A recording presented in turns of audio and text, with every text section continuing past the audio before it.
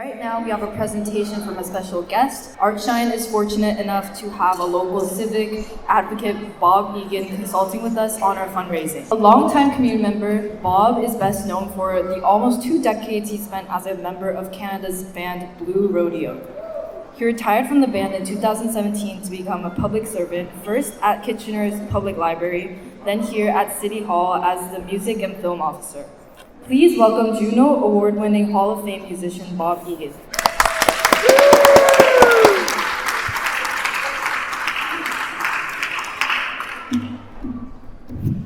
Thank you very much, kids. That was an amazing introduction. You left off a few awards. Anybody interested in all my awards, you can find them packed in Tupperware bins at the back of my shed. So I keep all the gold records, all the Junos. Someday I hope my son finds them after I'm dead and he realizes that I was somebody. I think that would be kind of fun, huh? Stumble upon that. Thank you for gathering today. It is one of Canada's favorite days. The day before the long weekend. But I have to open this speech with a bit of a confession. I am not really into kids' art. Yeah. Now I tried. I have 13 nieces and nephews, so I spent a couple decades being exposed to art by parents, and they wanted these sessions. They wanted me to praise this art, and I just didn't get it. The best I could do was, oh, that's pretty. But one day everything changed. And that was the day my son came home from daycare, from preschool, and showed me this ragged little piece of paper that had some scribbles on the bottom. And he said, well, Dad, that's you and Mommy, that's your family. And then a blotch of yellow up in the corner. And, well, that's the sun, Dad. And then, what's this over here, this kind of crusty stuff? Well, that's oatmeal. And I saw this thing, and I lost my marbles. I said, Da Vinci, yes, my boy, this is genius. We got us a Monet in the family. And that was the last time I called children's art, oh, that's pretty. And I changed. I now call it powerful. So a few years later, we got the opportunity to enroll my son Leo in a class with Artshine. With Sonia Nadeau, she's here somewhere, an incredible teacher with Artshine. And this was about a year back when we had him enrolled in this class. But before the class, about a month before the class began, my wife and I became terrified of what was going on with my son Leo. He had developed this obsession with perfection. And you parents out there might recognize this. But of course, he couldn't reach perfection in anything, which then led to frustration, anger, meltdowns, blow-ups. It was a nightmare. And this began a downward spiral because he began to have lower expectations for himself. His self-image decreased. He developed severe anxiety to do anything.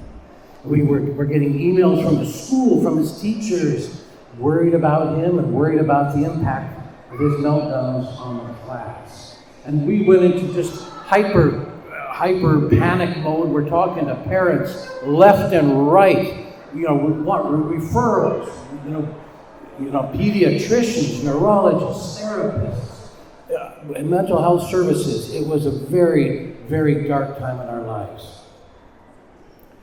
And in the middle of all this, we forgot about his art lessons at Artshine.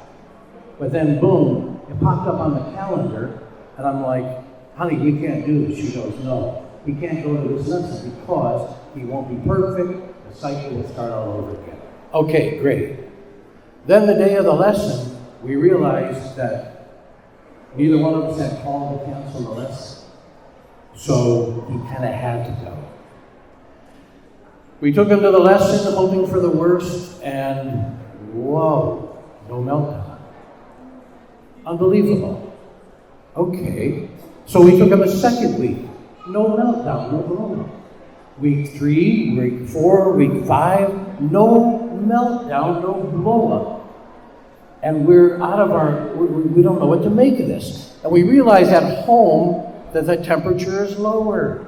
The anger isn't there, the anxiety, he seems to be getting better. And as you parents out there know, if things are going in the right direction, you don't want to get in there and ask what's going on, because that's going to upset the apple cart. Well, finally, one day I'm walking to school, I said, Leo, I notice you're not as frustrated these days. What's going on? He gave me a side eye, and he started with that voice that made me know that I was in for a lecture. He's 9 years old, and he said, well, Dad, you know, you don't just create perfect art. There's a lot you have to learn, Dad. You have to learn, you know, to feel the depth. You have to learn shading, shadow and light, Dad. Everybody knows that. And it takes practice to get good, to get perfect. So, yeah, there you go. Now, anybody that knows me knows I don't take being lectured to from anyone. But this lecture was one of the sweetest experiences I've ever had in my life. Because through art, his anxiety, his perfectionism, his obsession disappeared. And people, when you Google this stuff, you go down a rabbit hole, and it looked like my son was in for a life-altering condition that would severely impact his life. Now, his life was immeasurably changed by art, by that experience. My wife's life and my life were immeasurably changed by that. The teacher's life was changed by that. The entire classroom's life was changed by him not melting down 2 or 3 times a week. So it's like that ripple effect, right? You drop the pebble in the water. And through his art lessons with Sonia, at least 25 other people's lives were positively impacted. Now you look at the number of children that Artshine is teaching and multiply that times 25, and you have a very, very powerful impact. Now, should this be a surprise to anybody? No. All you have to do is Google the impact of creating art. And you will see that by creating art, we're better able to process emotions. I know a few people who could use that. By creating art, we have better improved self-esteem. Wow, I could use that too. By creating art, our anxiety and our frustration levels drop. And most importantly, in these tumultuous times, by creating art, it creates a sense of hope for the future. People, I think that every elected politician, locally, provincially, federally, internationally, should be forced to create art. Wouldn't that be a better world? Yeah. Wake up! So, in closing, I want to say to you people who teach art, and you people here that support them at the schools and at the community centers, my hat is off to you, because you are having an impact that is powerful. To those of you out there who are supporting Artshine financially or in other ways, I want to say, keep it up, because the return on your investment is rippling out across countless other people. It is powerful. And for those of you here today, as you walk around the room looking at this art, you may be tempted to say, that's pretty. What I want you to do is look a little deeper into that art, into the process that it took to create it, and the benefits that come with that process. And I want you to say, that's powerful. Thank you.